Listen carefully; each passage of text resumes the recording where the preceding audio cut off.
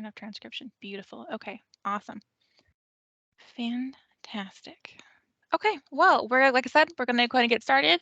So everyone, welcome to the Careers in Healthcare panel this evening. My name is Daisy. I'm the Employer Relations Partner for the Northeast states for the Southern New Hampshire University, which is hilarious because I'm in Texas and I've never been, the most north I've been, I think, is Georgia. But we are happy to have everyone here tonight. I do want to note again, the session is being recorded. But tonight we'll be hearing from our industry panelists. They're going to be talking a bit about their experiences and tips and tricks. We'll also have a time at the end for you to ask any of your questions. So as we get started, I would love to know who's here with us today. So I think Jen mentioned already, but if you can go ahead and introduce yourself in the chat, you're welcome to put in your LinkedIn, what program you're in, where you're coming from. Again, I'm from Texas, so you're welcome to introduce yourselves and make yourselves comfortable. Jen will be in the chat throughout this session today, this evening. So if you have any questions, you're welcome to reach out to her as well.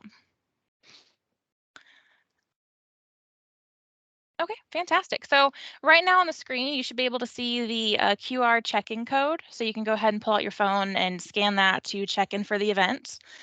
While you do that, I do want to let you know that your experience here at Southern New Hampshire University is very important to us. It is our policy and practice to create an inclusive and accessible learning environment. If there are aspects of this presentation's design or delivery that present barriers to accessibility, please notify the following offices depending on where you're located. So if you're an online student, that's the Online Accessibility Center. If you're a campus student, that's the Campus Accessibility Center. And if you're staff or faculty, that is the SNHU Human Resources Office. Okay, so I do also a little bit of housekeeping. If you're an attendee, your mic and your video will be turned off and muted. So if you want to interact or ask questions, again, you're welcome to do so, and that's going to be in the chat box function in Teams, which should be towards the right-hand side of your screen. We will have time at the end for questions, and in general, if you have any questions about how to participate in panels, or if you want tips and tricks, things like that, you're welcome to reach out to the Career Services Office as well. I also wanted to point out that there are a couple of more events that we're doing this week related to healthcare. So that's going to include tomorrow's Scribe America event, which will be in the evening. And then on Friday, we have a lunchtime event, which will be focused on mental health. You're welcome to bring your lunch. We're going to open up with a meditation. It should be a good time. And lastly, I also wanted to share the SNHU social media platforms that we have. You're welcome to connect with Career Services. We would love to assist you with your career journey while you're here at SNU and any questions that you might have. So what I'm now going to do is actually introduce our panelists. We're really grateful they've taken the time today to join us. So I will begin with Michael. Michael is with Ciox Health, Ciox Health, who is on a mission to simplify the exchange of medical information.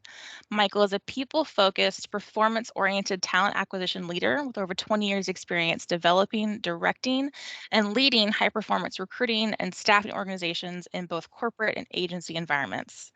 He consistently meets and exceeds talent acquisition objectives by developing and implementing scalable, sustainable, and measurable talent acquisition strategies. His industry experience includes health information management, healthcare technology, financial services, logistics, biopharma, and energy. So welcome, Michael. Thank you. Good to be here. Awesome. I also want to introduce Francesca. So Francesca is University Recruiter for Tufts Medical Center with Tufts Medicine. She's been working in healthcare recruiting for 5 years as a nurse recruiter at Northern Light Health in Maine and Cone Healthcare Systems in Greensboro, North Carolina. She moved into recruiting after working in workforce development with Eastern Maine Community College and Eastern Maine Development Corporation in Northern Maine. When not helping students with their career goals, you can find Francesca oil painting and enjoying the natural beauty of Maine. And that is actually her own painting in the background. Thank you. I also want to introduce Beth. Beth is employed by Maine Health as a senior recruiter at Memorial Hospital in North Conway, New Hampshire. Beth recruits and hires for all roles of the hospital, including clinical support staff, RNs, doctors, physician assistants, and nurse practitioners, allied health, and non-clinical roles like administrative support, food service, and maintenance support staff. She's worked with Maine Health for about 2.5 years. Beth attended Plymouth State University for a bachelor's degree in communications and her master's degree in education. She resides in Conway, New Hampshire with her family. So welcome, Beth. And last but not least, certainly, I would like to introduce New. New is an experienced recruiter with a demonstrated history of working in the hospital and healthcare industry. She is skilled in negotiation, Microsoft Word, sales, English, and management. She's a strong human resources professional with a master's in technology focused in biotechnology. So with that, please welcome our panelists. I'm going to go ahead and stop sharing my screen. Perfect. And I would like to open this up to anybody. Anyone can answer. So how can a student best position themselves when making a pivot into the healthcare field with little to no experience?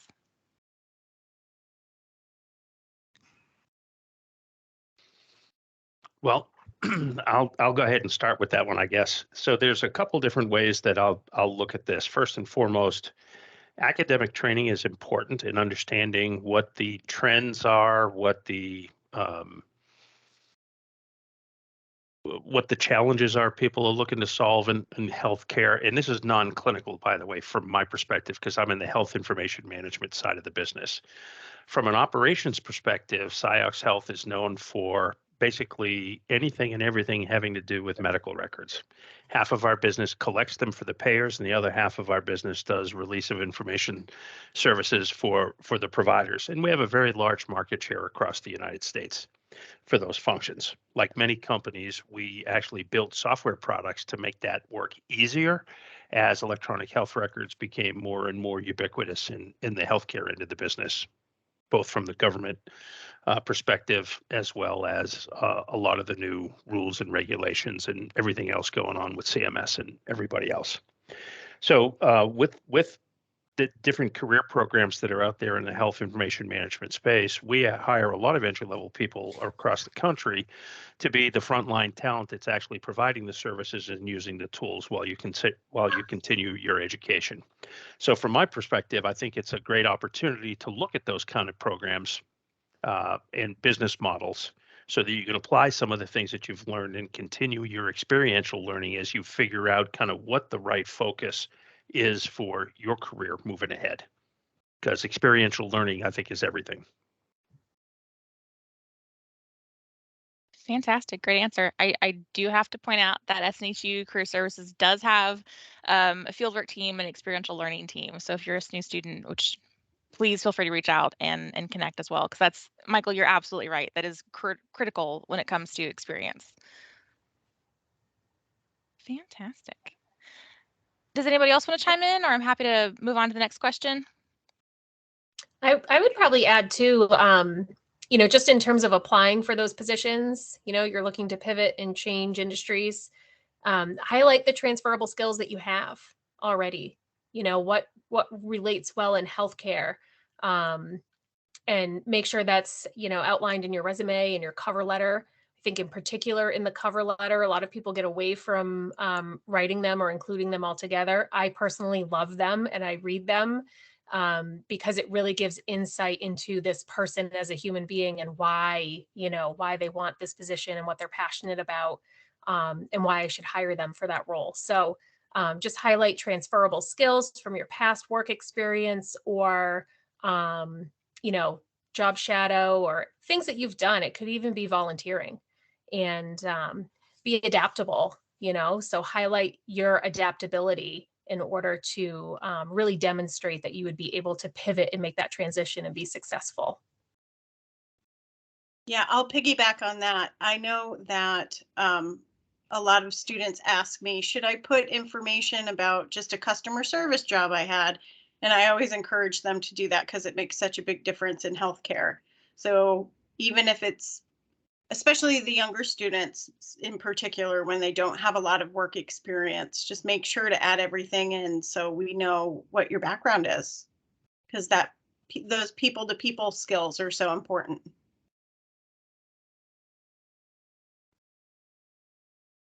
Fantastic. And sorry, y'all, my internet's having some issues today, so I think I dropped off for a second, but I caught the end of that. Sounds like some great information there.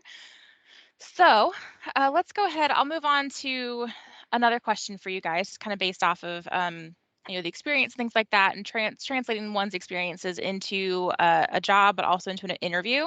So specifically with a virtual interview, what advice would you give students when it comes to virtual interviewing? Just some basic housekeeping ones. Just try to keep your house or your background, if you can't, blur it, because some people you can't, and it depends on what the company has set you up with as far as a virtual interview. Some programs you can blur, some you can't.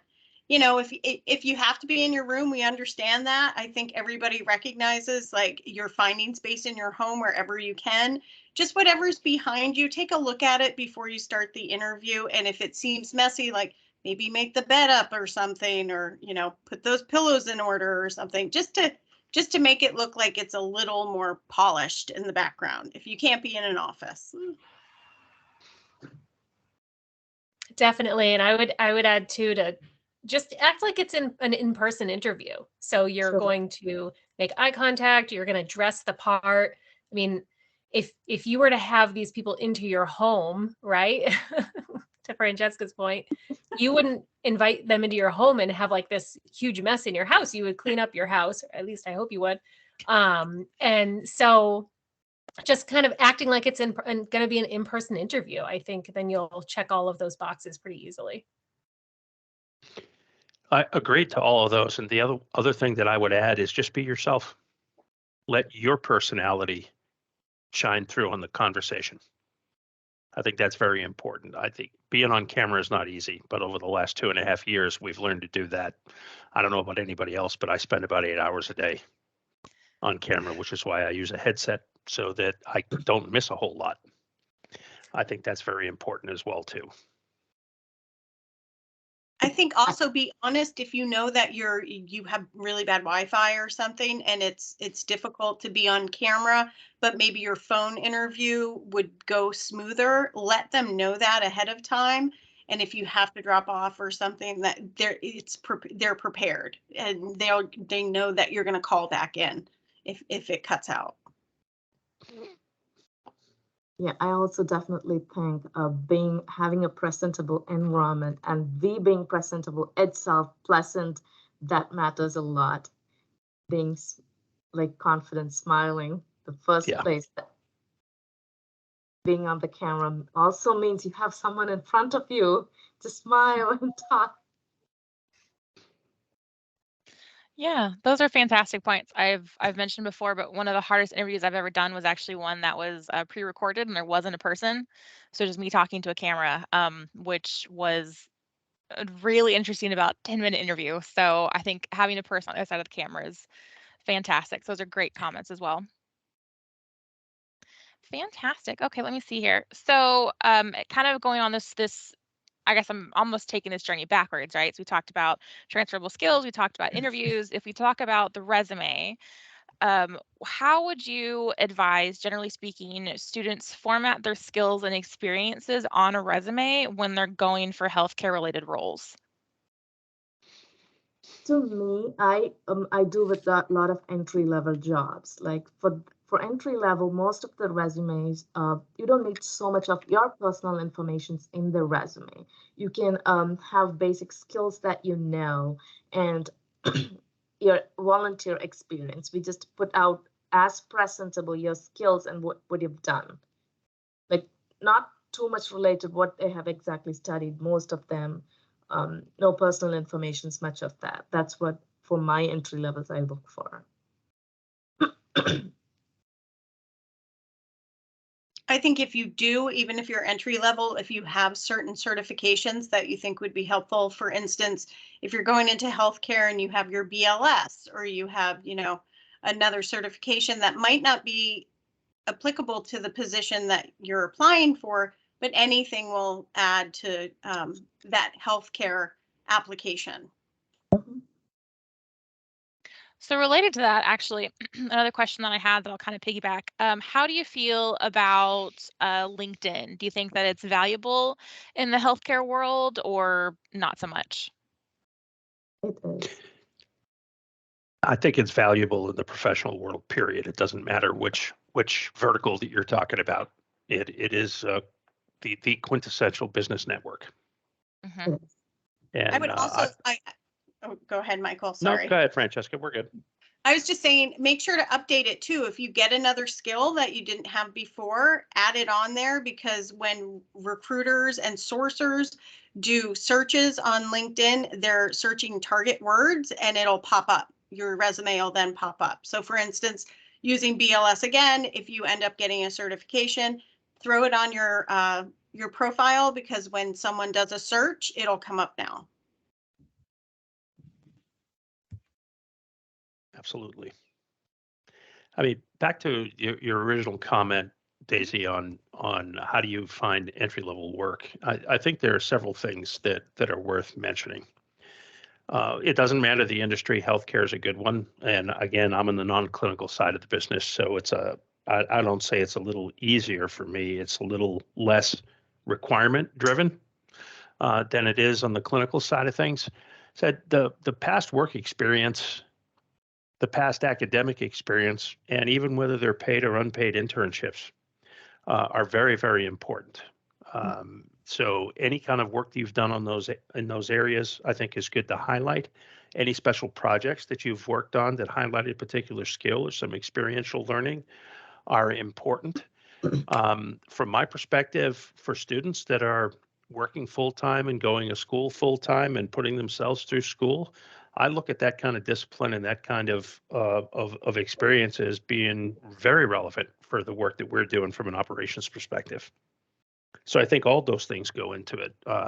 Everyone has some certain strengths and weaknesses. I say play up your strengths and figure out how to shore up your weaknesses, and that's at every conversation and every opportunity that you look at that you're interested in.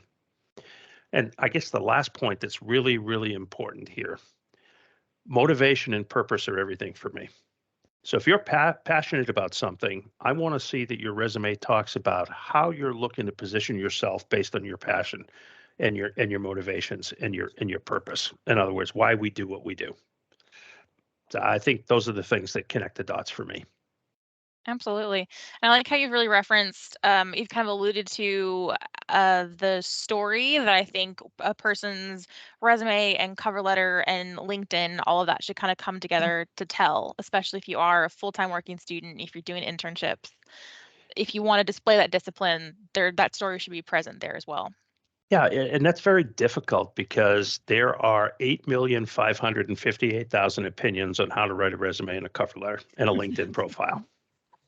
And go back to my comment about in an interview about being yourself. I think that's the way you need to be in the way you approach a job search as well. Because if you're doing something that it doesn't resonate with you, it's not going to be done well. Mm-hmm. Resume is one of the last things that I look at. I look and here's what I look for in a resume. I don't search it for buzzwords.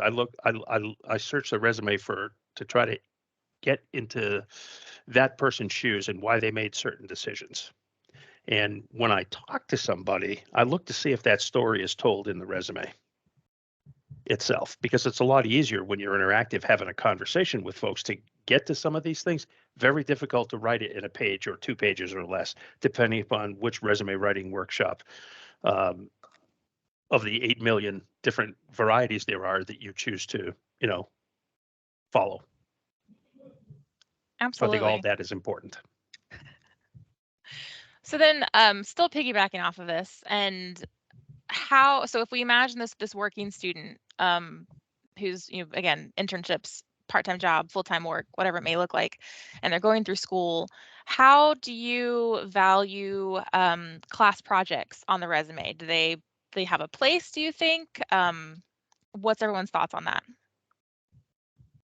I know for when I was doing nurse recruiting, it was really important to see any projects that they had done in school, any clinical projects they had done, because that is often the only work experience that they might have. So I think also when I hire researchers and things like that, when we talk to research applicants, we want to see what they did and who they volunteered with, different projects that they did. So I think if it's relevant to the position that you're applying for, if it has some sort of transferable skill, definitely put it in. And,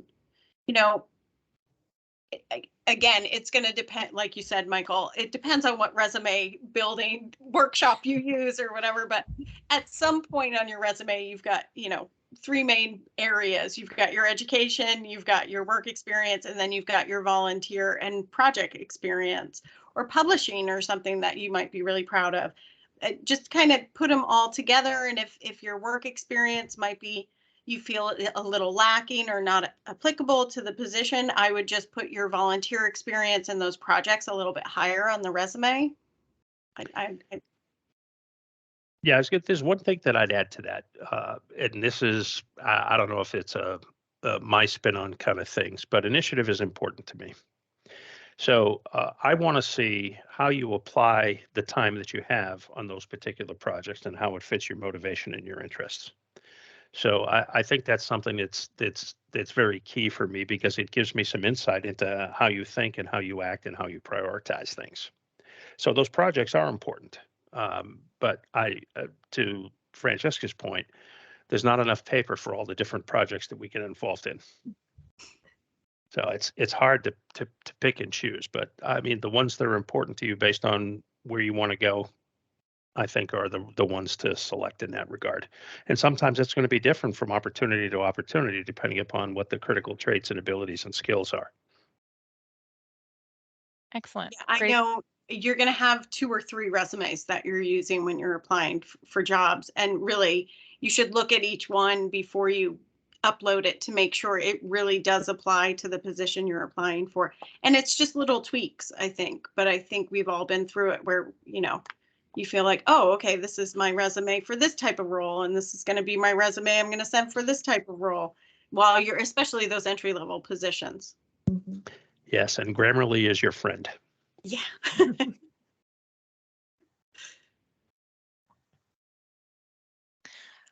Fantastic. Well, I wanted to take a slight left turn here. And I was going to ask, in your experience, what would be your best advice for someone who's looking to maybe have a career change into healthcare, or they're looking to get into healthcare and they don't have healthcare experience? What would you say to that student?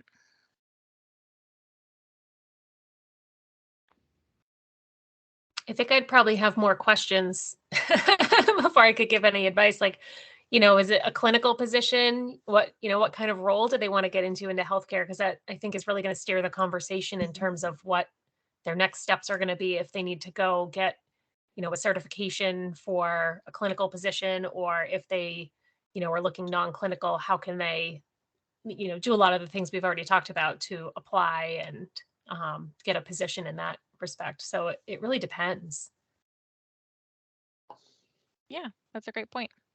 My advice would be, if you're interested in getting into a position that you think might need a clinical certification, spend some time on any healthcare career site looking at job descriptions and see what the required certification is. And if you can get it while you're still in school, or maybe take a short course of it before you start applying for the jobs, because a lot of them are hard and fast. If you don't have the certification, your application can't go any further. Well, even on the non-clinical side of things too, in the health information management space, there are a lot of different certifications that are out there from the RHIA as well as AHIMA and all the sister organizations. The benefit that I'll tell you is there are reduced expenses for folks that are students. And there's a lot of good training and a lot of good projects and experience that you can volunteer for through those state chapters of those national organizations. Interesting. Okay, yeah. So it's situational, but there's definitely work to be done. It sounds like it can happen. Fantastic. So again, another left field question here. And actually, let me go ahead and ask Anu, if you don't mind, if you can share what your thoughts are with remote positions in healthcare. Are they here to stay? What kind of positions are they? Just any thoughts you have about that? Yes, I myself work from home, so I definitely enjoy it. But apart from that, there's a lot of other jobs in healthcare itself. We can start working from home, like the IT positions, supply chains. That's the one that I have now. They're basically working on home, but there's a lot of other challenges too. Being entry level, than being from home, being with a group of people with experience, you learn a lot. That's a huge advantage and a disadvantage. But to me, for all the entry level kind of jobs, I would prefer being in office with a group of people, training and learning. That's a fantastic point, and that's actually that's a soapbox I could get onto because I think you've really summed that up well. That there's just some experiences that are hard to replicate in a remote environment for an entry level role. So Honestly, you thank you. could be lost sometimes. You could be really lost when you're all alone, being in remote, like trying to get someone to help you. Sometimes it's so tough with the entry level positions. I mean, even Absolutely. I myself get sometimes like, where am I now? Let me get this. Yeah. And sometimes you're in the middle of hosting a panel and your internet decides to die and you disappear as a host, but we these things happen, I guess. Fantastic. Does anyone have anything to add to that? I know it's kind of a big question. So I think it depends on the company that you're going to apply for. Most of our positions are back in-house now. I think Tufts Medical Center, especially, is kind of a more traditional hospital, and they kind of want people there, even if it's a non-clinical role. Not to say that we don't have remote positions, because there are, and I think it's shifting a little bit more, like with our IT and even some of our administrative roles are going more remote, but I think it's going to change from month to month over the next few years and see what it looks like. So.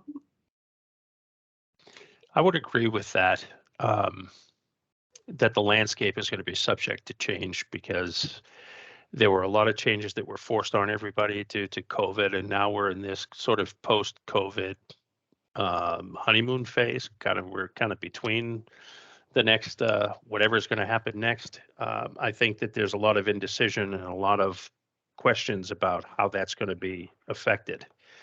I can tell you that working remotely, working from home is not for the faint of heart.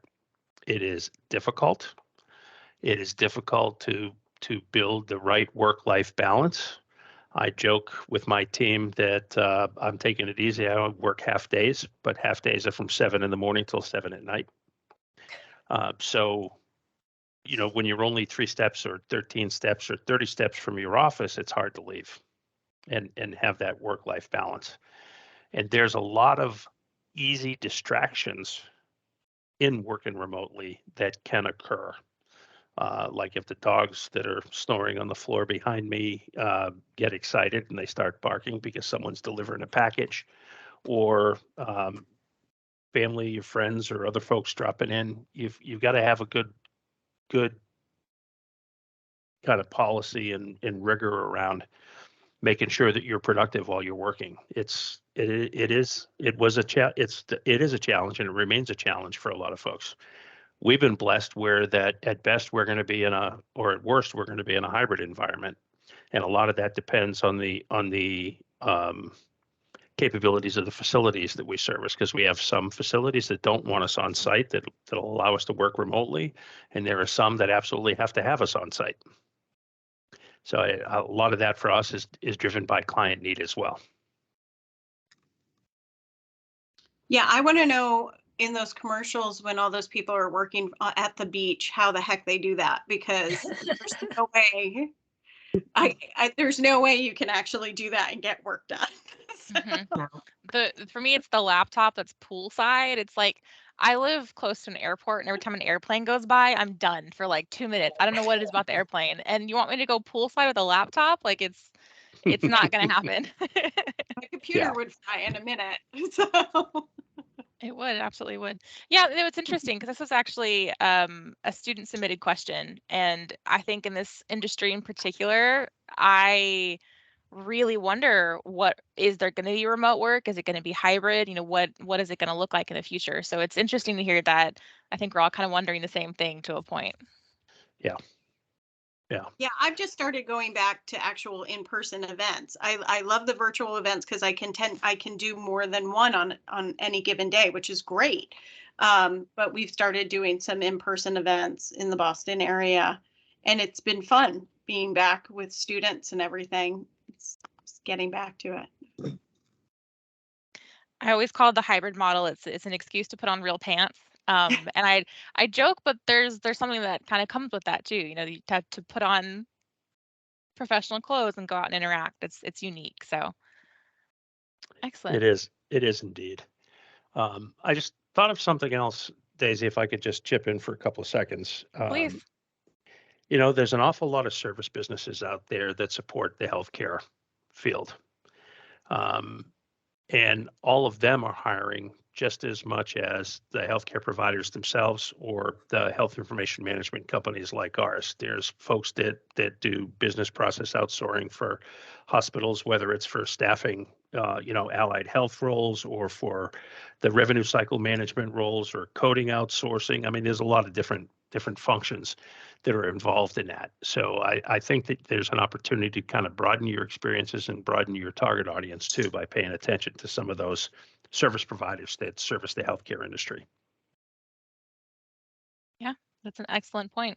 And it's you kind of have tapped into something like feedback that I've been hearing, I think, from our students is that, and it's a it's a big question to even summarize, but there's concern of burnout. There's clinicians who are wanting to transition into non-clinical roles, but what does that look like? I joke that I still don't know what I want to be when I grow up, and I think that other people are in that same situation. So I think that really kind of dances around that topic. So, and again, that's not even a question. That's a very open-ended statement. But I guess if there was someone who was looking to transition, to a non-clinical role, and actually, I guess Beth, just considering your background, maybe I can kind of ask you this: what are maybe some of the lesser known roles in healthcare that one might be able to transition into?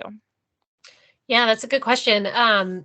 So we like to think of, your hospital or healthcare organization, it's like a little city, right? So whatever you'd have in a town or city, you have in your hospital. You have like, environmental services, you have facilities maintenance, you have food services, the administrative support roles, and a lot of these sort of lifeblood of the organization that's going on behind the scenes so that the patient facing team members can deliver that care to patients. All of these things need to happen so that the lights are on and the heat's on and the sidewalks are plowed and all of those things. So um almost anything you can think of you could transfer into. I don't know if that answers the question, but No, it does. And like I said, it was a big question, so I appreciate the answer. If anyone else wants to add anything to that, I would welcome that. I think also a lot of those entry level jobs, they might not be exactly what you want to be doing, but it's a great way to get in with an organization and network and get to know other departments. And I mean, we have a lot of volunteer opportunities where you're working with coworkers that you would never meet normally, but you're all interested in helping out with the marathon or doing something like that. So you get the networking in just getting in with an organization is invaluable. Especially, I mean, I imagine a lot of, I guess if I picture like a traditional hospital system, they're huge. I think Michael, you said someone, or maybe it was Beth, it's like a city. So if you can just kind of get your foot in the door, like you've mentioned, then you kind of have access to the city. So yeah, fantastic advice. yeah. And everyone has to start somewhere, right? Very few people start at the top. So getting your foot in the door, taking that entry level position, and then working your way up. And you've built that foundation, you've developed relationships along the way, which these are the people who are going to support you and hold you up if you do, get promoted into a leadership role. So you've got that relationship building, you've demonstrated all of your skills and knowledge and experience, and then you're ready to take that next step because you've got that foundation. So those positions I think are just so wonderful to get started in and learn as much as you can. Just be a sponge and soak it all up. Yep. Yeah, absolutely. Because yeah, learning from the ground up, I think, makes you a better leader when the time comes.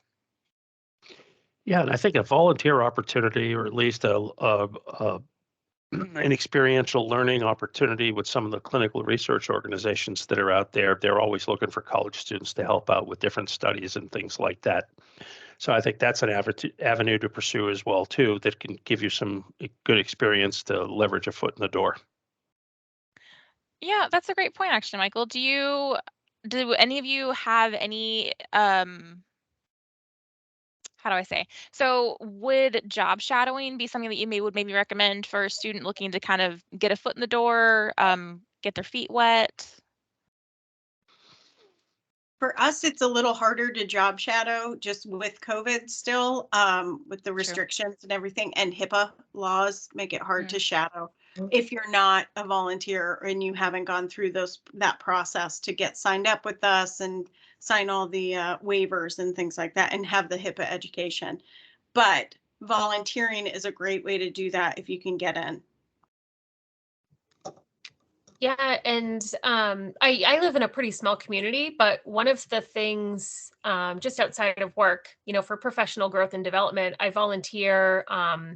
I'm on the board of directors for a human services agency in my county, and actually through that group and through the people and the connections I made volunteering completely outside of healthcare, I made some connections inside of our healthcare organization that I'm with now. And one of those people was a reference for me when I applied for this position that I'm in now. So, it doesn't have to be in that hospital or organization that you've got your eye on. It could be volunteering for a completely different nonprofit that you end up networking and meeting people. I saw someone in the comments wrote that they network through the Chamber of Commerce. Like, that's such a great way to meet people, and that could be your inroad too. So Yeah, I know the majority of my career moves or changes in jobs have been through networking. It's great to hear. One day I'll have to tell everyone the horror story of how we used to host a 5K at my previous institution, and we called it networking. And to this day, I I I can't. So maybe pick your networking opportunities, but yes, networking is obviously very critical, and that again ties into LinkedIn. And yeah, I like Peter mentioned in the comments, your network is your net worth. I think that's a really great way to sum that up. Fantastic. Let me see here. I had another question. So I wanted to ask you guys, and this again was a lot of student submitted questions kind of followed the same theme, but considering the size of the field and the amount of applicants, how would you suggest that a student stand out among other applicants in a candidate pool? That said it earlier, cover letters. I think cover letters are important, but let's talk about LinkedIn for a bit here.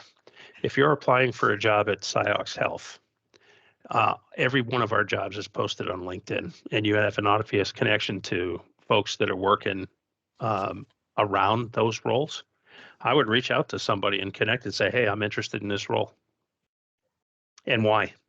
More importantly, because I absolutely love Peter's comment about your network is your net worth. It's exactly right. Now, I'm not saying this to make money for LinkedIn because I'm not a LinkedIn employee, but I have been an early adopter of technology, especially social media, in the talent acquisition and talent attraction end of things. And almost every job that I've ever gotten in my career has been working with people that I know or people that I used to work with know. I Yeah, that's what I would say.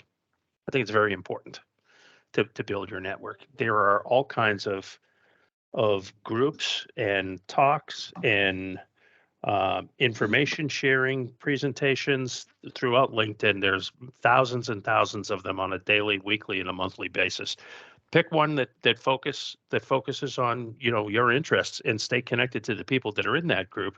Ask for advice on how to connect and who to connect with. There's a lot of different ways to do that, but I think that's certainly one way you can do it. One thing I've been hearing a lot about lately is informational interviews. Is there any experience that you would recommend any of you with informational interviews? Yeah, following up on the LinkedIn thread, if you're looking to get a job as a data analyst with SciOx, I'd find somebody on LinkedIn that is one, and then ask if they've got 15 minutes over coffee one day virtually to talk a little bit about their experiences with the job. And that certainly is a great way to find out whether that's something that you're interested in doing and is it the right kind of environment for you and so forth and so on. Absolute big believer in that. Fantastic. Awesome. Well, so kind of pivoting again, sort of more bigger picture questions. I think we got kind of granular, so bigger picture. What do you think are the top skills a healthcare professional would need to advance their career in their organization, your organization, but in general, just advancement in healthcare positions?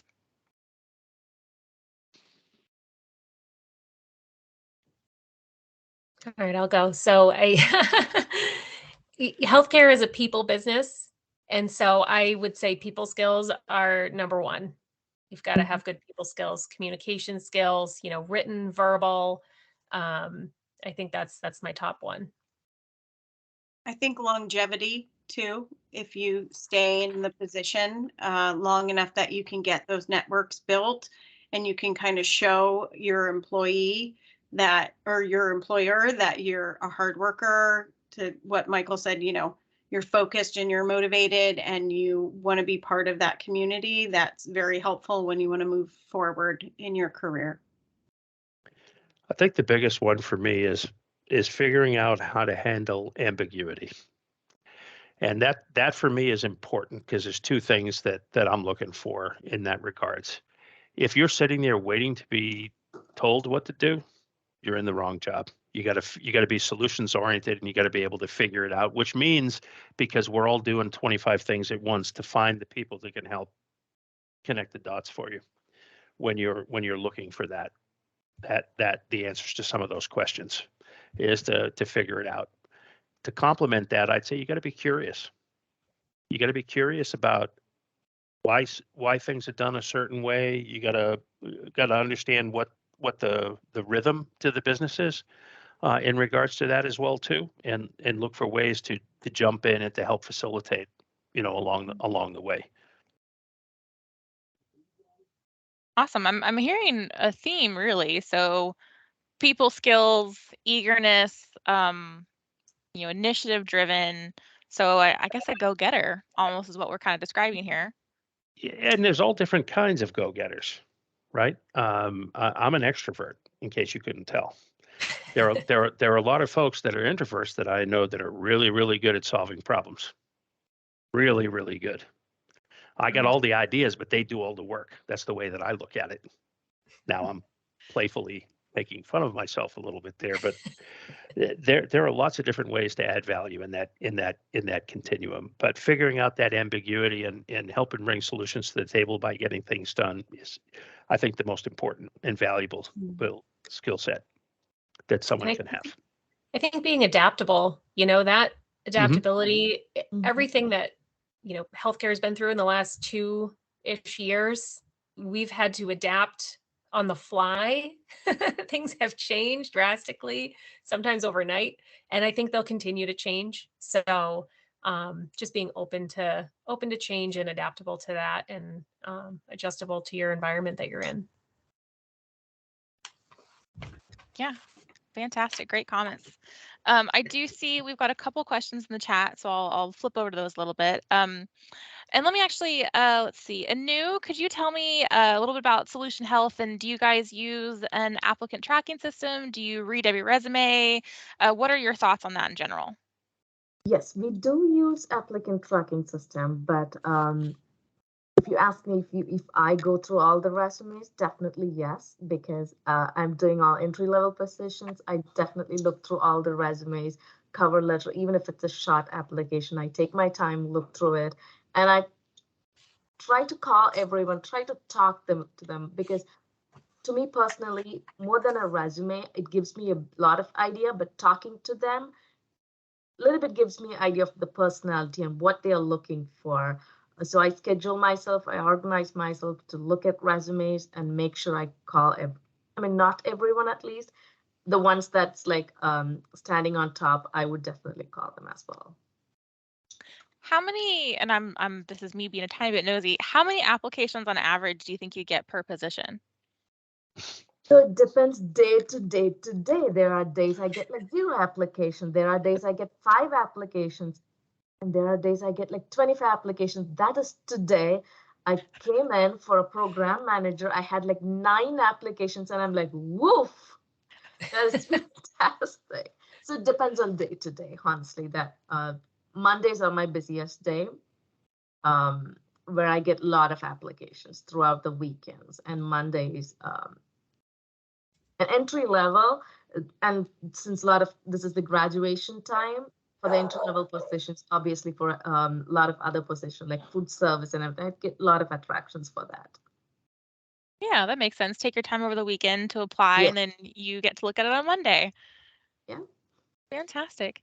Well, what about everyone else? Do you guys all, is an ATS kind of the standard for the industry, do you think? I think it absolutely is. Yeah. So there's I have a couple of, I think, key lessons learned about technology. As an early adopter of technology, when I started recruiting, the internet wasn't alive. It was a gleam in someone's eye way back in the day. Email didn't exist. Job boards didn't exist. LinkedIn wasn't around. None of that was there. As in adopting technology over the years, and as long as I've been doing this, there's only one thing that stayed the same. It's still a one-to-one, person-to-person, relationship-driven business, period. And that's for anybody in talent acquisition. That's for anybody in building teams, whatever the case is. So our job in talent acquisition is to attract the right people and then have conversations about possibility with those people over X period of time. Because we have a timing problem. I may reach out to Francesca, and she's not considering opportunities right now, but we could have the right conversation to position a conversation for a year or 2 years down the road. And an applicant tracking system is important to help you do 2 things. Number 1, publish your jobs and getting it to the right people. Number 2, to make sure that you can document the conversations that you're having so you don't have to start from scratch every time that you have a job. We don't use technology to screen resumes, but I have the exact opposite problem of Anush here. Okay. In the month of March, we had 115,971 applications for 500 open positions.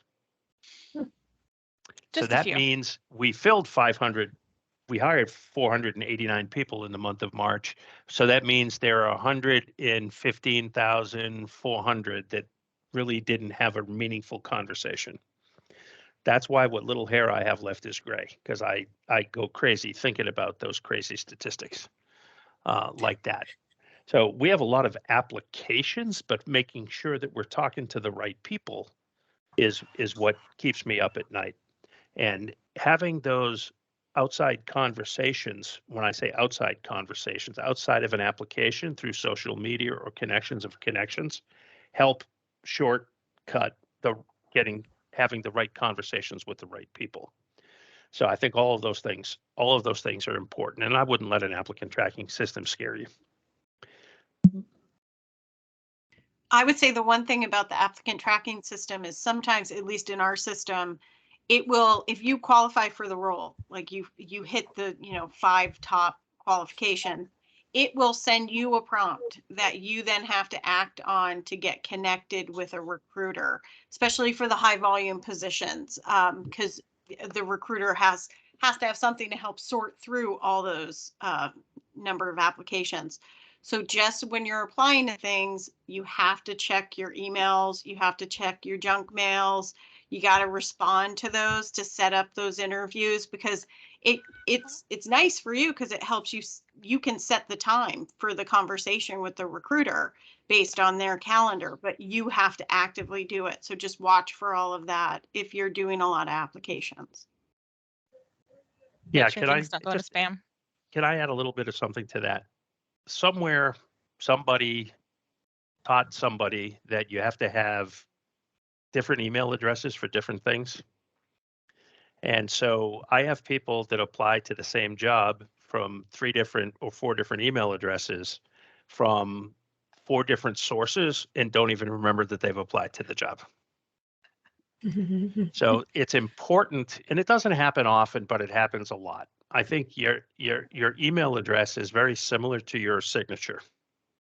And I think it's something that needs to be personal for you. So whatever email address that you use, make sure that you use the same one when you're searching for jobs, and that you do check it often, and that you do connect the dots. Because with some of the technology that we use, a lot of it goes to spam or junk folders, just based on the rules that are set up for those particular applications or email handlers. And it's that communication is important.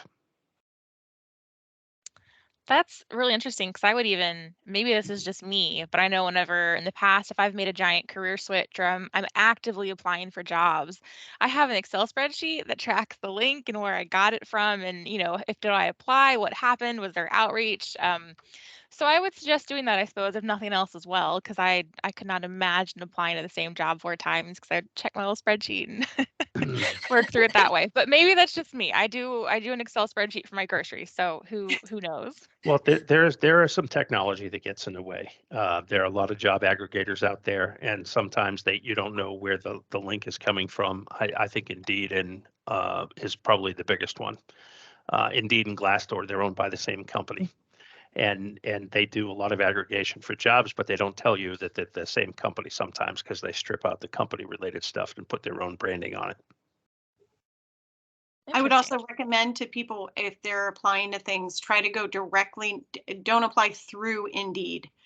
Go directly to the company's career site and apply there, because a lot of times when they pull those positions, they don't know if it's been filled.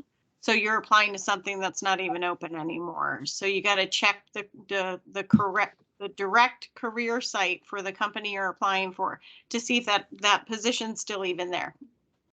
Just a little helpful hint. No, good to know. Good to know. I think we've got time for maybe 2 more questions. So I'll kind of make these be a little bit more brief. Would you say that in general, do you frown upon whenever an applicant applies to multiple positions? So not the same applicant 4 times, but the same applicant across, if they're just kind of spreading the resume, how do you feel about that? Well, I don't mind if they apply to 4 different jobs or 40 different jobs if they're relevant.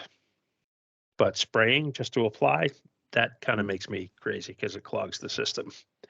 But if you've got, 4 competencies that fit 4 different types of roles, please apply to the jobs. Excuse me. Because the hardest work that we have is helping people figure out, both on the hiring leader side as well as on the applicant side, what is the right role and why? What are the motivations? What's the purpose behind it? Not just, can you do this for a living? So those are the things that I would say. I don't want to color the conversation either way, but I think that's kind of important. Absolutely. Fantastic. Well, then my last question for you, and on this one I kind of snuck in on everyone, but big or small, what is your best piece of professional advice that you've ever been given or are willing to give today? So that's a big question. If you want to take a second. I can lead it off by you guys some thinking time. This one actually comes from my mother, and I love it. She says, clean your desk every Friday, because that way you can start Monday with a fresh mind, fresh inbox. I don't often do it, but I try.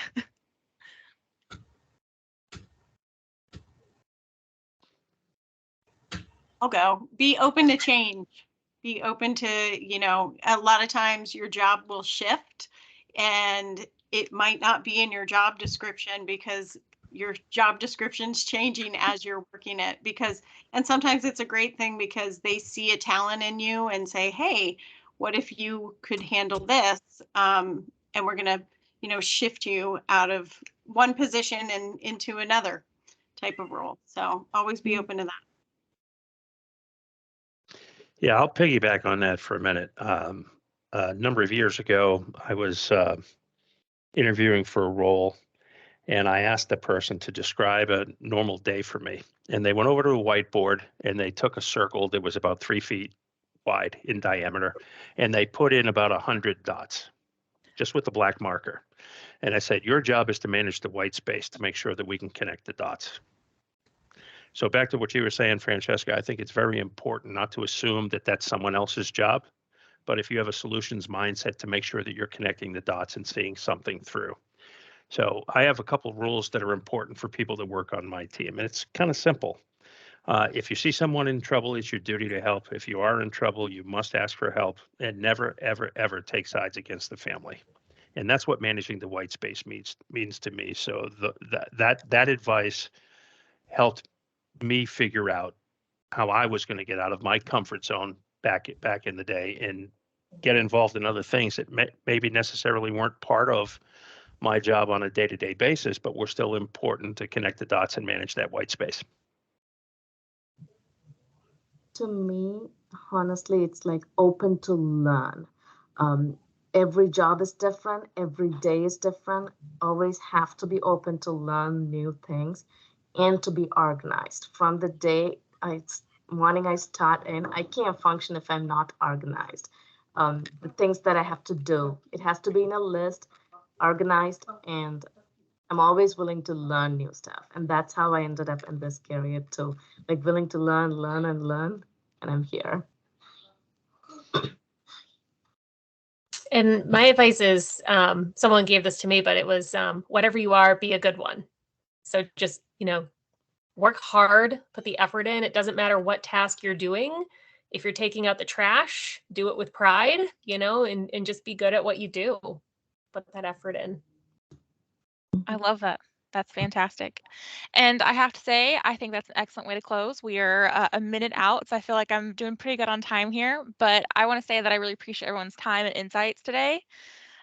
You guys have been a fantastic panel. I really enjoyed the conversation and everyone's patience with my internet. So again, to all the students on the call, this has been recorded. I will be uploading it to Handshake here in the next couple of days once that's all taken care of.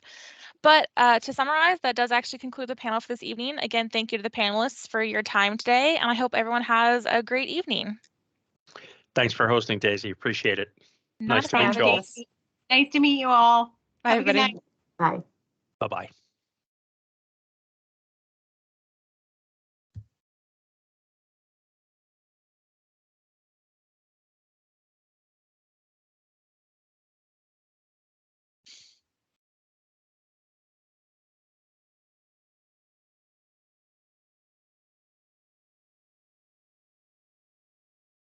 You still recording? Oh, I am still recording. I guess I should stop doing that. Yeah.